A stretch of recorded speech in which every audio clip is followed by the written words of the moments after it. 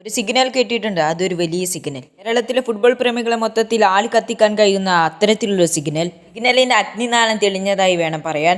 അസീസുള്ളയുടെ post ഇപ്പോൾ ഫേസ്ബുക്കിൽ മൊത്തം വൈറലായിക്കൊണ്ടിരിക്കുകയാണ്. സോഷ്യൽ മീഡിയയിൽ മൊത്തം കൈമാറിക്കൊണ്ടിരിക്കുകയാണ് ഇത്. ആ ഫേസ്ബുക്ക് പോസ്റ്റിൽ നിന്നും വ്യക്തമായ ഒരു സന്ദേശം. ബ്ലാസ്റ്റേഴ്സിന് മുൻ പരിശീലകനായിരുന്ന ഇവാൻ ഉക്കുമാനോവിച്ച് വീണ്ടും അദ്ദേഹം ഒരു പദവി ഏറ്റെടുക്കാൻ പോവുകയാണ്. അദ്ദേഹം കോച്ചിങ് കരിയർ തന്നെയാണ് ആദ്യം എടുത്തിരുന്നത്. അത് തന്നെയാണ് ഇപ്പോഴും ചെയ്യുന്നത്.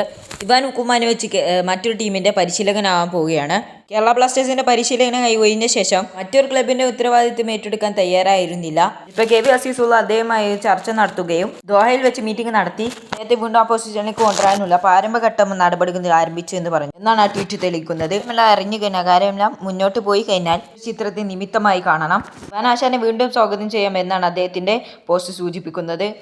ദോഹയിൽ ഏതെങ്കിലും ടീമിന്റെ പരിശീലകനായിരിക്കും ഇവാൻ ഉക്കുമാനോവിച്ച്. കേരള ബ്ലാസ്റ്റേഴ്സിന്റെ പരിശീലകനായിരിക്കില്ല. വീണ്ടും തളികൾ കെട്ടി നല്ല മനസ്സിന് ഒരുക്കമട്ടി കോച്ചായി വീണ്ടും അത് അദ്ദേഹം ഒന്നും കൂടി ഒരുങ്ങുന്നു. മുണ്ട് മടക്കി കുത്തിയതാ സെർബിയൻ കോച്ച് എന്ന ഇവാൻ ഉക്കുമാനോവിച്ച് കേരള ബ്ലാസ്റ്റേഴ്സിൽ ഓരോ ആരാധകനും മനം കവർന്ന ആളാണ്. നിങ്ങൾക്ക് എല്ലാവർക്കും സന്തോഷം. Please like and subscribe. നിങ്ങളെല്ലാവരും എൻ്റെ ചാനൽ ലൈക്ക് അടിക്കുക. പിന്നെ എൻ്റെ യൂട്യൂബ് ചാനൽ സബ്സ്ക്രൈബ് ചെയ്യുക. പ്ലീസ് കമൻറ്റുകൾ അറിയിക്കുക.